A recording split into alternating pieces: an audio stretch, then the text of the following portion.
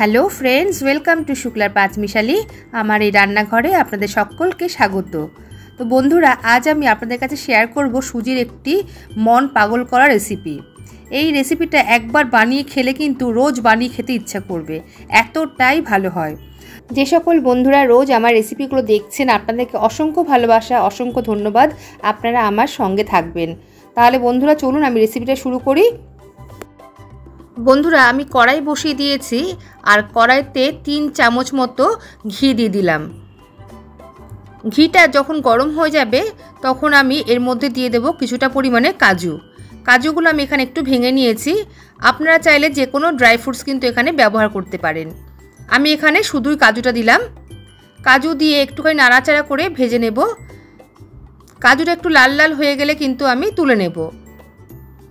দেখুন, কাজুগুলো আমার ভালো করে ভাজা হয়ে গেছে, এবার আমি তুলে নিচ্ছি। কাজু তুলে নেওয়ার পর ওই ঘিয়ের মধ্যে আমি দিয়ে দিলাম হাফ বাটি পরিমাণের সুজি দিয়ে আমি 5 থেকে 6 মিনিট মতো কিন্তু নাড়াচাড়া করব ভালো করে। আর গ্যাসের ফ্লেমটা কিন্তু একদমই কম করে রাখতে হবে। এভাবে 5 থেকে 6 মিনিট মতো একটু নাড়াচাড়া করে নেব। অনবরত কিন্তু নাড়াচাড়াটা করতে হবে, না হলে কিন্তু পুড়ে যেতে পারে। যখন একটু লালচে ভাব চলে আসবে তখন কিন্তু আমি সুজিগুলোকে নামিয়ে নেব। সুজিগুলো আমার ভালো করে একটু ভাজা হয়ে গেছে, আমি এবার নামিয়ে নেব। এবার ওই কড়াই ধুয়ে আমি কড়াইয়ের মধ্যে দিয়ে দিচ্ছি 1.5 বাটির মতো দুধ। আপনারা এখানে কিন্তু জল দিয়েও করতে পারেন, আমি এখানে দুধ দিয়ে করছি। দুধ দিয়ে করলে কিন্তু স্বাদটা বেশ ভালো হয়। এই বাটিরই আমি হাফ বাটি সুজি নিয়েছিলাম, সেই বাটিরই আমি 1.5 বাটি মতো দুধ দিলাম। এবার এই দুধটা একটু গরম হয়ে গেলে এর মধ্যে দিয়ে দিলাম 1 চামচ মতো ঘি দিয়ে একটু নাড়াচাড়া করে আমি এর মধ্যে দিয়ে দেব ভেজে রাখা সুজি দিয়ে গ্যাসের ফ্লেমটা কিন্তু একদম কম করে খুব ভালো করে নাড়তে হবে। দেখুন, এইভাবে কিন্তু অনবরত নাড়তে হবে। 2-3 মিনিট নাড়াচাড়া করার পরে কিন্তু বেশ ঘন হয়ে যাবে। বন্ধুরা, এখানে কিন্তু জল বা দুধের পরিমাণটা একটু বেশি নিতে হবে। আমি যদি হাফ বাটি সুজি নিই, সেখানে কিন্তু 1.5 বাটি থেকে 2 বাটি মতো দুধ বা জল নিতে হবে। এবার আমি দিয়ে দিচ্ছি আগে থেকে গরম দুধের মধ্যে ভিজিয়ে রাখা কেশর দিয়ে কিন্তু আমি আবারও একটু খুব ভালো করে মিশিয়ে নেব। ভালো করে মিশিয়ে নেওয়ার পর আমি এর মধ্যে দিয়ে দেব পরিমাণ মতো চিনি। এই মিষ্টির পরিমাণটা কিন্তু আপনারা নিজেদের মতোই দেবেন, কম বেশি করে। আমি এখানে হাফ বাটি মতো চিনি দিলাম। চিনি দিয়ে ভালো করে কিন্তু এবার গ্যাসের ফ্লেমটা কম করে নাড়াচাড়া করতে হবে। চিনি দেওয়ার পরে কিন্তু এই সুজিগুলো আবারও কিন্তু অনেকটা নরম হয়ে যাবে। বন্ধুরা, আপনারা একবার হলেও কিন্তু এই রেসিপিটা এইভাবে ট্রাই করে দেখবেন, অসম্ভব ভালো খেতে হয়। নিজেরা না করে খেলে কিন্তু এই স্বাদ বোঝা যায় না।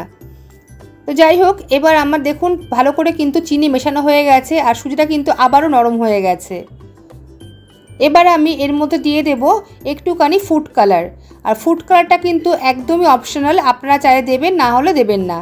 দেখুন, আমি এখানে সামান্য ফুড কালার দিলাম। ফুড কালারটাও কিন্তু আমি একটু দুধের মধ্যে মিশিয়ে দিয়েছি। আবারও কিছুক্ষণ একটু নাড়াচাড়া করে নেওয়ার পর আমি এর মধ্যে দিয়ে দেব আবারও 1 চামচ ঘি। এই রেসিপিতে কিন্তু ঘিয়ের পরিমাণটা একটু বেশি লাগে আর খেতেও কিন্তু অসম্ভব স্বাদ হয়।